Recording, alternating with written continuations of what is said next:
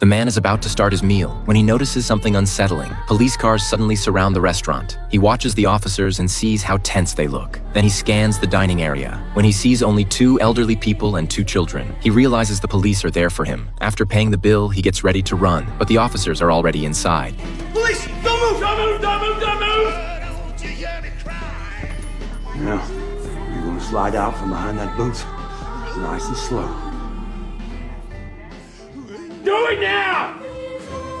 What they do not know is that Jack is a retired major. These 2 officers would be no challenge for him, but Jack chooses to surrender, not because he is afraid, but because he has just arrived in this town. He has no idea what is really happening, so he decides to observe and gather information first. After Jack is taken to the station, he is processed for booking. A female officer asks for his personal details, but Jack says nothing. Instead, he quietly studies every corner of the station. His attitude angers the chief, who decides to lock him in a holding cell. Luckily, the detective steps in to calm things down. The detective takes Jack into a conference room and explains the situation to him. A murder took place in the town last night. The victim was shot twice after confirming the victim was dead. The killer picked up the shell casings and covered the body with cardboard. Someone reported seeing Jack near the dumping site, so the police arrested him as a suspect. At this point, Jack finally speaks. He clearly states that he did not kill anyone based on the details provided by the detective. He quickly breaks down the case and draws multiple conclusions. After hearing Jack's analysis, the detective agrees with much of his reasoning, but still questions why Jack was near the crime scene. Jack explains his presence. He says he simply got off nearby by chance.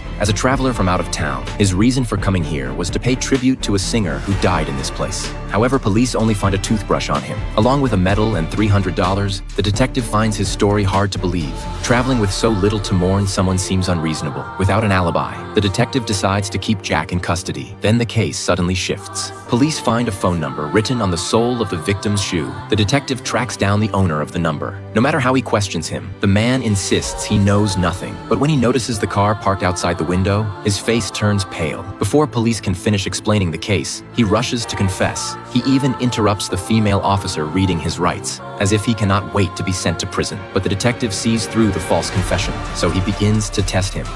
So you expect me to believe that you, a man with no criminal record, that you just blew a man away? A double-barrel shotgun blast right to the face, and then burnt the body.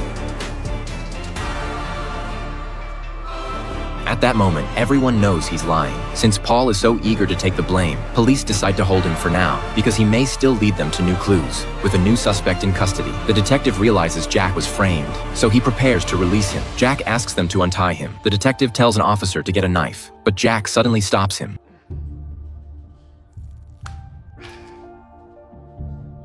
Then Jack strides out of the police station.